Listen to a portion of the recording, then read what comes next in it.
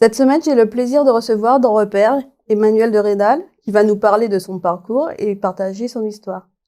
Bonjour Emmanuel. Bonjour Karina. Alors pour ceux qui ne te connaissent pas, est-ce que tu peux te présenter?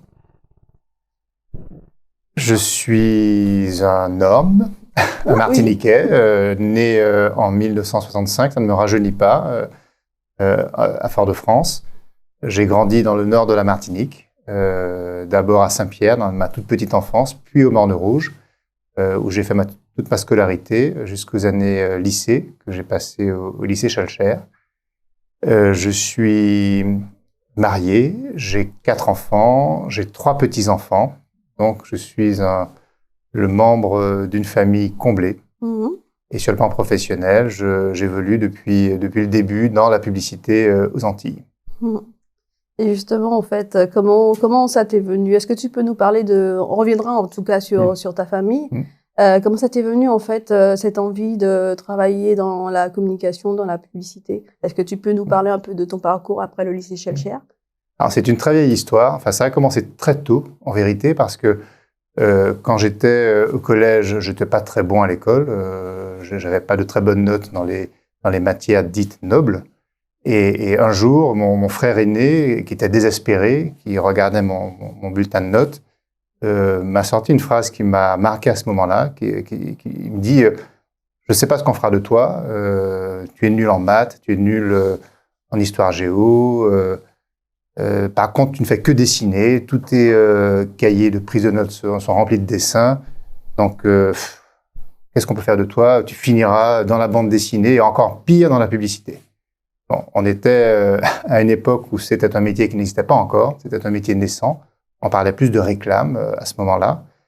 Et le hasard a fait que quelques semaines après, une émission à la télévision, dans une émission littéraire qui s'appelait Apostrophe, animée par Bernard Pivot à l'époque, recevait un jeune publicitaire. On devait être dans les années 78, dans ces eaux-là. Et ce publicitaire s'appelait Jacques Séguéla. Il venait de sortir un livre, son premier livre, qui s'intitulait « Ne dites pas à ma mère que je suis dans la publicité, elle me croit pianiste dans un bordel ». Et moi, j'étais encore gamin, et j'écoute ce monsieur qui parle d'un métier que je ne connais pas, et il en parle avec tellement de passion, tellement d'envie, il déborde tellement d'énergie pour en parler de son métier, que je me dis, mais au fond, mon frère a raison, c'est ce que je vais faire. Et donc, cette décision a été prise à ce moment-là. J'étais encore au collège, j'étais même pas encore au lycée, et j'ai installé cette idée dans ma tête, très jeune. Et tous les choix que j'ai pu faire à partir de ce jour-là ont été faits pour que je puisse aboutir dans ce métier. D'accord. Mais c'était vraiment quelque chose de récent? Tu as pu trouver facilement À cette époque-là, les écoles n'existaient pas, mais je me suis passionné par les slogans, par exemple. J'ai dévoré les magazines pour pouvoir analyser les publicités dans la presse. La pub à la télé en Martinique n'existait pas encore, donc je n'y avais pas accès. Mais au cinéma, il y avait déjà quelques publicités parfois qui étaient montrées, donc je les analysais, je les regardais. Enfin, je consommais la pub comme on consomme des bouquins, des BD. Mais qu'est-ce qui t'a plu en fait dans ça? Ce qui me plaisait, c'était d'abord la créativité, la nécessité de dire en 3 mots, de faire passer une idée forte. C'était l'esprit de synthèse, c'était l'approche un peu coup de poing de ce métier où il fallait en très peu de mots dire une idée, faire passer une émotion. Et puis j'ai trouvé que assez intéressant à l'époque, même si ça paraît très banal aujourd'hui, mais que finalement les métiers du business aient besoin de convoquer des artistes pour pouvoir exister. Ça m'a plu. Et donc voilà, j'étais assez fasciné par tout ça. J'écoutais les pubs à la radio avec une certaine gourmandise. Donc voilà, mais j'étais encore gamin, je ne savais pas trop où ça allait me mener. Je me suis documenté sur les écoles qui existaient à l'époque. Il y en avait peu. Il y avait des BTS, il y avait des DUT, il y avait quelques écoles supérieures, mais qui n'étaient pas encore très bien développées. Et pendant mes années lycée, je me suis beaucoup documenté, je me suis abonné à des revues sur la publicité qui apparaissait. Il y avait le magazine Stratégie qui commençait à exister à ce moment-là. Et t'en as parlé à certains professeurs? Ah, j'en ai parlé oui, bien évidemment, j'en ai parlé à des professeurs, j'en ai surtout parlé à des copains d'école, notamment au lycée. J'ai eu un très bon ami avec qui j'étais interne, qui lui, avait un talent singulier, c'est qu'il écrivait remarquablement bien, il avait le sens de la formule, il était un excellent rédacteur. Et avec lui, nous étions internes tous les deux, donc j'ai évoqué avec lui cette idée de la publicité, moi plutôt dans l'image, lui plutôt dans les mots.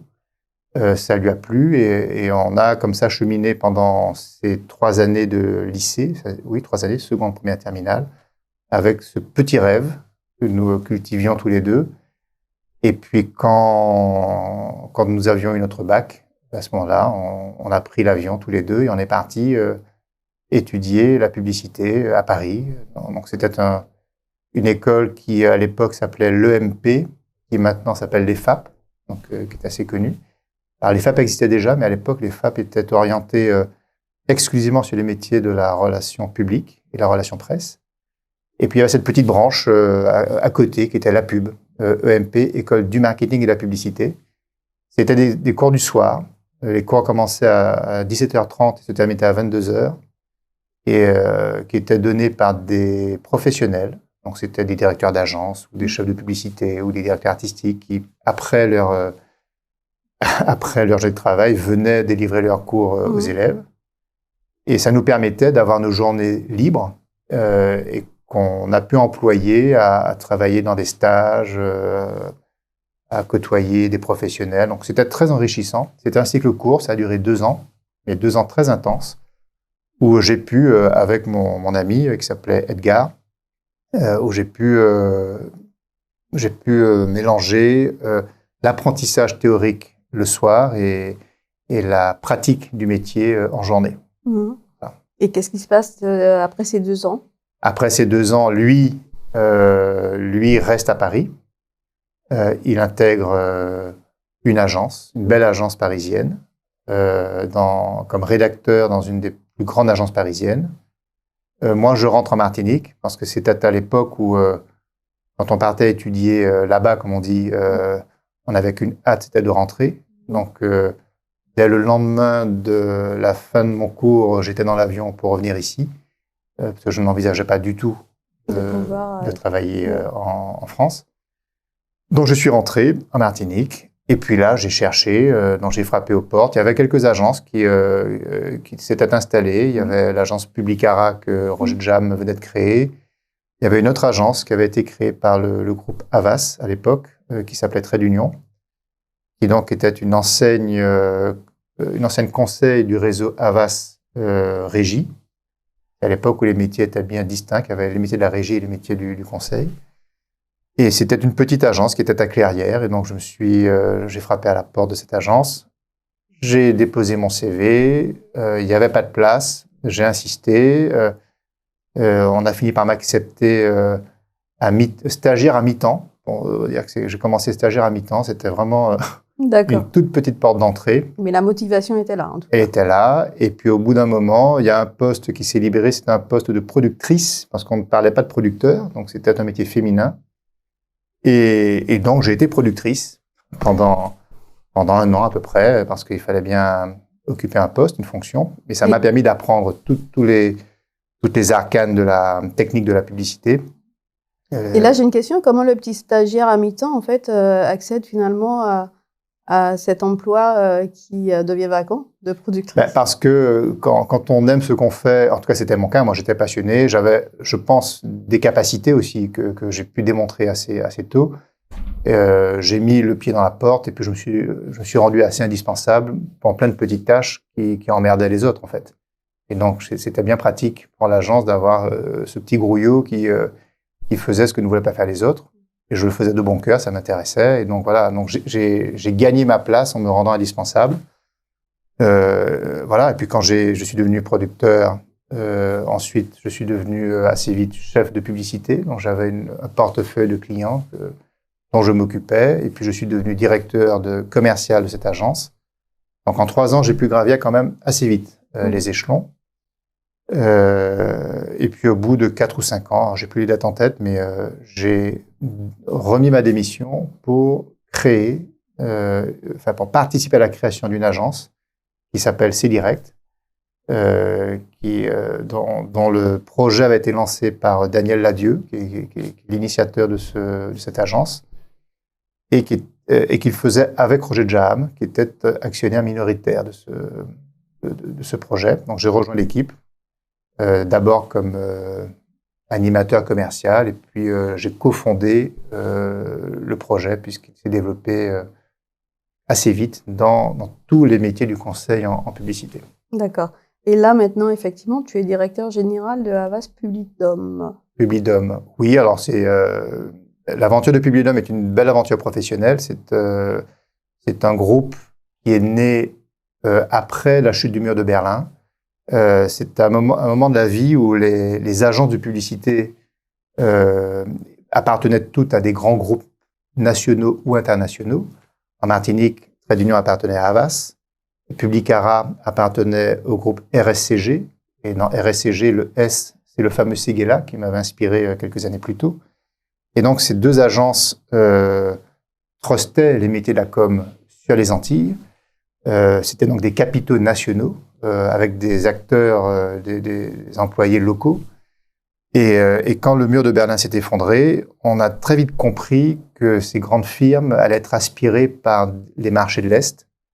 Et on y a vu l'opportunité de les convaincre d'aller plus vite vers les marchés de l'Est pour abandonner leur position sur les Antilles. Donc, on a eu quelques tractations avec ces acteurs pour les convaincre de nous vendre les actions qu'elles détenaient sur leurs unités locales. Et pour pouvoir réussir l'opération, nous avons réuni tous les directeurs locaux des agences filiales d'Havas et d'RSCG en Martinique, en Guadeloupe et en Guyane. Il y avait donc 7 agences concernées. Et nous nous sommes mis ensemble, nous avons mis au pot nos économies et nous avons racheté ensemble, collectivement, les parts détenues par Havas et par RSCG. C'est comme ça qu'est né Publidom. C'est une opération qui avait été imaginée par Roger Jaham. Moi, j'étais à l'époque directeur de C-Direct, donc qui était une filiale en réalité aussi d'RSCG à cette époque-là. Et donc, ça m'a permis de participer à cette très belle aventure, qui était vraiment une aventure assez audacieuse, hein, puisqu'on s'est retrouvés du jour au lendemain autour d'une même table avec 7 personnes qui étaient vraiment des concurrents contre qui on se bagarrait avec beaucoup d'acharnement quelques mois auparavant. Et ces 7 mousquetaires se sont mis ensemble pour coordonner nos métiers, réorganiser les équipes, construire une offre moderne. Il y a eu un consensus, en fait, sur cette belle aventure. Voilà, c'est ça. Mais on va revenir un peu, Emmanuel, sur ton enfance, parce qu'on entend effectivement qu'il y a quelque chose d'un engagement, de passion aussi. Parce que là, je reprends, effectivement, stagiaire mi-temps, avec cette envie de faire de la publicité, de la communication. Alors, on va parler quand même de ton enfance. Donc, tu disais effectivement que tu avais vécu au Morne-de-Rouge, puis à Saint-Pierre. Tu es quand même, en fait, le petit dernier d'une fratrie de 9 enfants. Oui, ouais. oui, 9 enfants. Mon père était médecin. Donc, il opérait à Saint-Pierre et au Morne-Rouge. Donc, il soignait les habitants du Nord Caraïbe. Et donc, le dernier d'une très grande famille, d'une longue famille, avec un écart d'âge important entre l'aîné et le dernier. Il y avait pratiquement 24 ans d'écart. Donc, mes sœurs aînées auraient pu être mes mères. Et comment ça se passe? Parce qu'en fait, tu perds ton père très, très tôt aussi, à l'âge de 6 ans. De 5 ans. Voilà, je perds mon père à l'âge de 5 ans. Je ne connais pas trop mes frères et sœurs parce qu'il y a un tel écart d'âge que déjà leur vie avait commencé. Chacun s'est engagé, se sont engagés dans leur propre vie. Mes sœurs aînées se sont mariées, mon frère aîné aussi. Donc finalement, à ce moment-là de ma vie, j'avais peu de liens directs avec mes frères et sœurs que je voyais quand même, bien évidemment, au moment des... Donc tu t'es senti un peu comme enfant unique? J'avais quand même un frère au-dessus de moi avec qui j'ai grandi.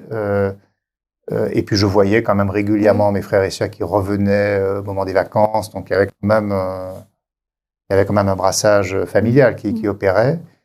Donc, enfant unique, non, j'ai pas eu ce sentiment-là. Je faisais partie d'une grande famille dont je ne voyais pas tous les jours mes frères et sœurs.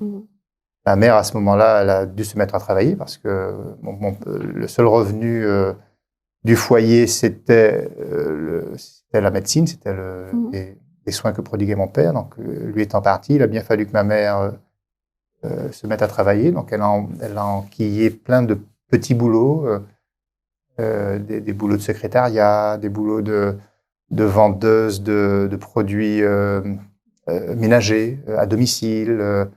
Et puis, elle a fini par obtenir un poste un peu plus stable dans le collège du Morne-Rouge, où elle s'est occupée de comptabilité, des services administratifs. Elle est devenue un petit peu le pivot de l'établissement. Et donc voilà, à partir de là, une certaine stabilité est revenue dans la famille par ce biais-là. On va maintenant parler en fait de maintenant, parce qu'il y a quand même beaucoup d'événements, de publications te concernant. Alors, tu as été président pendant 6 ans de l'association Contact Entreprise. Quelle expérience en fait en as-tu tiré? Une expérience formidable. D'abord, je suis rentré dans cette association au lendemain de la crise de 2009. Cette crise a heurté beaucoup de conscience, beaucoup d'esprit. Je pense que beaucoup de Martiniquais ont eu la gueule cassée après cette grande crise. Et avec beaucoup de chefs d'entreprise, je me suis posé la question de savoir quel est le rôle que devrait avoir le monde de l'entreprise dans une société aussi éruptive que la Martinique. Et donc, dès le mois de mars 2009, avec certains amis, nous avons relancé cette association qui avait été éteinte quelques mois auparavant, dans une optique très simple, qui était de dire il faut impérativement que les acteurs économiques, que les chefs d'entreprise se réinvestissent dans le champ social et sociétal et se reconnectent à tous les aspects de la société. Et donc, Contact Entreprise, en tout cas l'association que moi j'ai présidée, portait un vrai projet qui était de créer des passerelles très actives, très opérationnelles entre le monde économique, le monde sportif, le monde associatif, le monde culturel, le monde politique. Bref, de considérer que les entreprises ne peuvent pas imaginer se développer en étant déconnectées de leur environnement. Il fallait absolument recréer du lien. Et le lien peut prendre 1000 formes. Ça peut être des liens de coopération, ça peut être des liens affectifs, ça peut être des liens financiers. Mais c'est de considérer que la société est un tout et que rien ne doit être négligé dès lors qu'il s'agit de participer à un bien collectif, un bien commun. Et donc, c'est comme ça que cette association est repartie avec un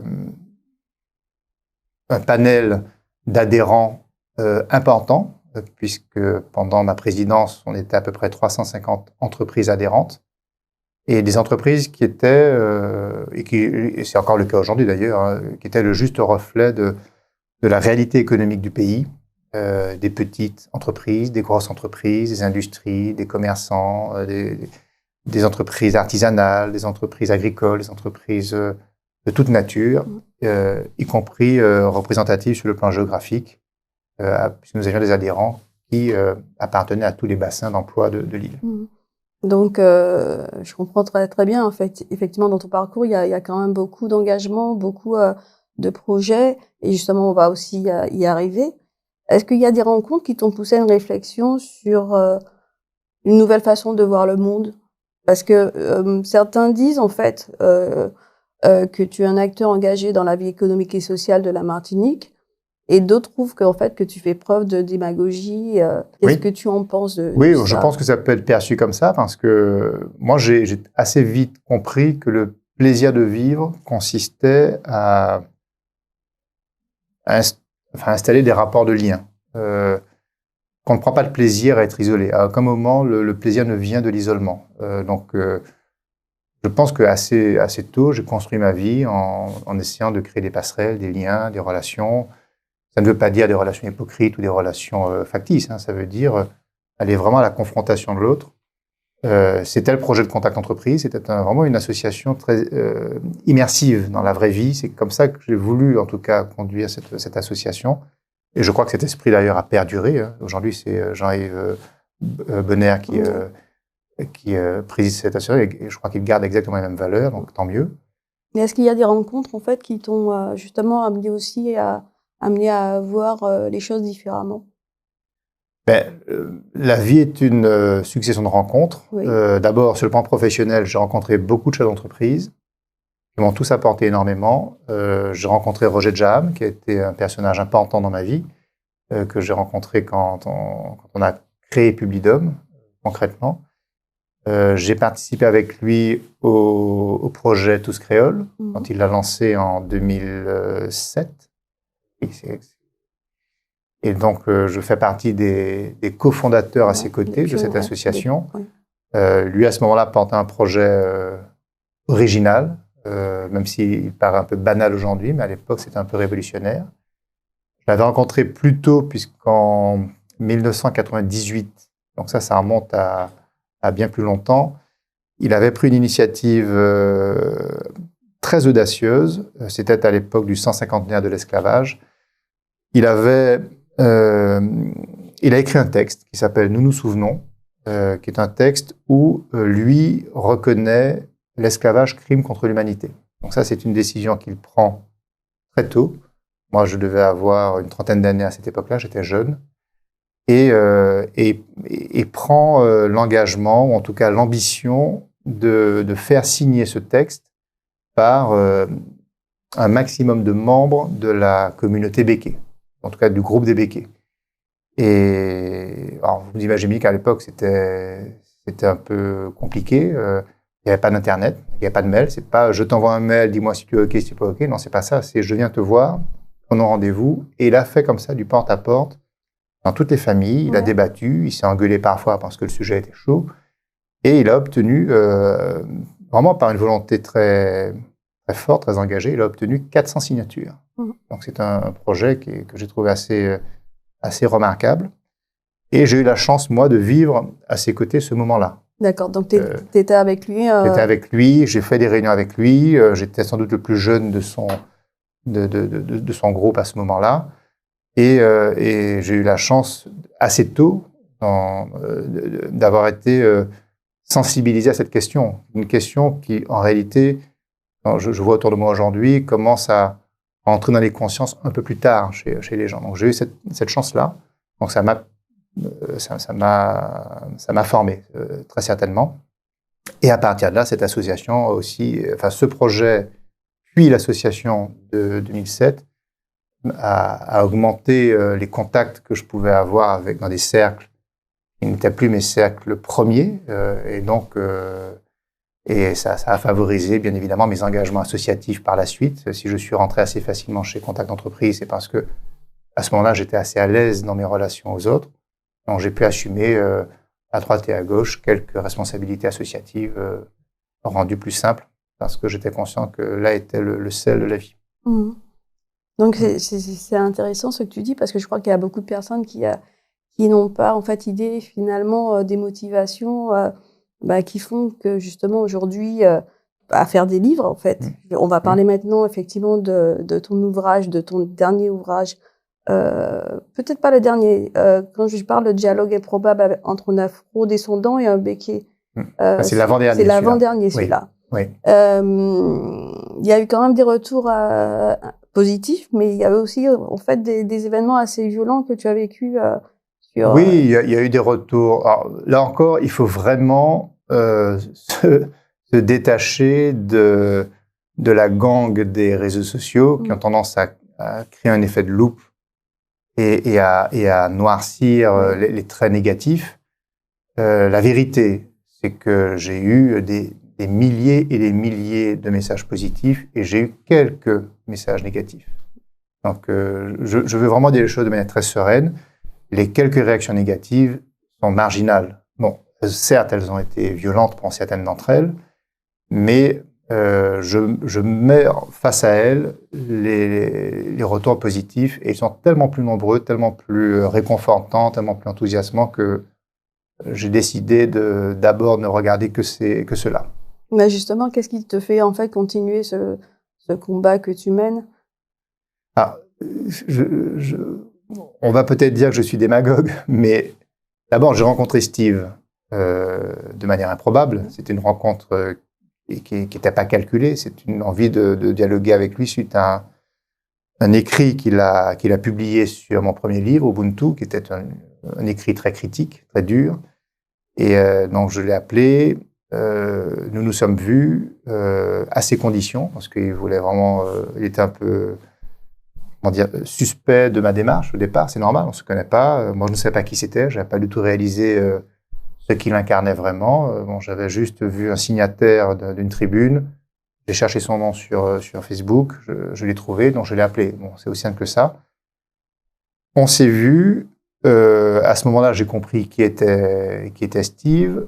J'ai compris qu'il avait vis-à-vis de moi beaucoup de réserves, ce qui est normal. Donc la première rencontre était un petit peu étrange. Chacun était un petit peu dans ses positions. Mais malgré tout, la glace s'est brisée et on est rentré en discussion saine assez vite. Et on s'est apprécié humainement. On n'est pas tombé d'accord sur les idées, mais nous nous sommes respectés mutuellement. On s'est revus à plusieurs reprises. Je pense que Steve n'a rien perdu de ses avis politiques, idéologiques. Il reste intègre. Le fait qu'il m'ait côtoyé n'a rien changé dans sa vision politique du monde. Donc, il n'a pas été perverti par ma rencontre. Il a peut-être été un petit peu enrichi parce qu'il a pu avoir peut-être un angle complémentaire pour lui permettre d'apprécier son environnement et moi de même. Donc, on s'est mutuellement enrichi par une relation d'échange. Et puis au-delà de ça, on s'est apprécié et on a pris du plaisir à parler. Humainement, c'était une belle expérience. Donc, quand tu parles de combat, j'ai pas vécu comme ça. J'ai vécu comme une expérience. Et aujourd'hui, je suis heureux de l'avoir rencontré. C'est quelqu'un de plus que j'ai dans mon registre des relations. Et voilà, et c'est toujours avec plaisir que je dialogue avec lui. J'étais encore avec lui en Guadeloupe la semaine dernière. On a fait une intervention très intéressante dans le cadre du Black Historic Month au Cinestar de Guadeloupe. On a dialogué avec un vaste public de Guadeloupéens. C'était passionnant et voilà, je l'ai fait sans que ça soit une contrainte, mais plutôt. Je parle surtout de combat parce qu'en fait, tu essuies, comme tu dis, effectivement, avec les gens qui sur les réseaux sociaux, en fait, se disent, en fait, finalement, il n'y a plus de filtre. Tu as quand même essuyé un certain nombre, en fait, de haters, et c'est pour ça que je parle de combat. C'est pas non plus évident. Surtout quand on a une famille avec 4 enfants, on a des petits-enfants, on est en fait sur une île, c'est quelque chose qui doit être quand même difficile à porter. Oui, c'est jamais agréable. C'est jamais agréable, mais je sais pas. Je sais pas comment dire. Je fais vraiment la part des choses entre la bave qui sort des réseaux sociaux et puis les vraies relations dans la vraie vie. Sincèrement, je me sens à l'aise dans ce pays. J'ai pas le sentiment d'être détesté dans ma relation vivante avec les gens. J'ai certainement de bonnes raisons d'être aimé ou détesté parce que je suis une personne comme tout le monde. Mais voilà, je refuse en tout cas de me laisser emprisonner par ce prisme des réseaux sociaux pour changer mes comportements. Je sais que les réseaux sociaux, c'est une caisse de résonance qui n'active que les mauvais sentiments. On le sait. On sait que par nature, ceux qui s'expriment dedans ont envie de faire parler leurs pulsions. C'est le côté un peu animal de ces réseaux. Voilà, je vais pas changer ma vie parce qu'il y a un prisme malsain qui exprime les mauvais travers des gens. C'est pas mon sujet. Et en regardant dans le rétroviseur, est-ce qu'il y a des choses que tu referais différemment? Des choses que je referais différemment. Je ne sais pas trop répondre à cette question. Tu sais, moi, j'avance dans la vie, mais comme tout le monde, hein, sans savoir de quoi demain sera fait. J'avance avec des convictions, mais aussi avec ma part d'intuition. La vie se dessine au fur et à mesure qu'elle se déroule. Il y a pas de... Et des fois, en fait, on peut faire peut-être un petit bilan, un petit diagnostic, peut-être des fois une petite autocritique sur peut-être que là, j'aurais pu faire les choses différemment. Oui, alors on peut parfois regretter des prises de position qui ont pu parfois blesser. Je ne sais pas si, pour le coup, j'ai eu des prises de position blessantes. C'est possible, je les ai pas en tête, mais si ça m'est arrivé, je le regrette. Mais fondamentalement, je crois pas avoir. Je pense que je n'ai pas triché. Ça, je sais qu'on me fait beaucoup de reproches, mais celui-là, je le prends pas parce qu'il n'est pas vrai. J'avance sereinement dans ma vie. Je mène mes tâches sans calcul, sans trop de calcul.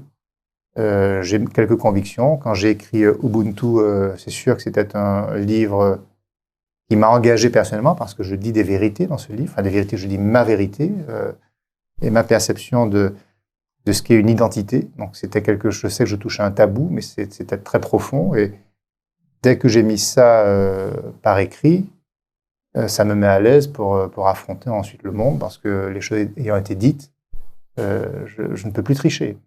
Il ne nous reste plus beaucoup de temps, Emmanuel. C'est vraiment 30 minutes, c'est très, très court. De quoi as-tu envie aujourd'hui? Moi, j'ai envie fondamentalement d'une Martinique beaucoup plus sereine. J'ai envie d'une Martinique qui trouve les clés d'un dialogue plus sincère entre les différentes composantes de notre société. J'ai envie d'une Martinique qui apprenne à mieux vivre ensemble. J'ai envie d'une Martinique qui apprenne à se solidariser en mobilisant toutes les composantes de sa société pour en servir un bien commun porteur. Je trouve qu'on est parfois un peu freiné par des blocages, par des tensions qui me paraissent plus correspondre aux enjeux du siècle. Il y a vraiment des vrais grands sujets qui nous concernent, qui concernent le monde d'ailleurs. On parle des grandes ruptures écologiques, des grandes ruptures démographiques. Enfin, on est devant des immenses défis et moi je rêve que ces défis soient relevés ensemble. Voilà, et ça demande à un moment donné d'abandonner des mauvais combats qui nous maintiennent dans des postures. Voilà. Bon. Et ce rêve-là, je pense que beaucoup de gens l'ont. Et dans beaucoup d'autres pays, faut pas non plus considérer qu'on est le nombril du monde. Tous les territoires de la planète traversent des moments difficiles, des tensions sociétales. Oui. Donc on n'est pas une exception. Le contexte géopolitique, il est assez particulier. Absolument. D'accord.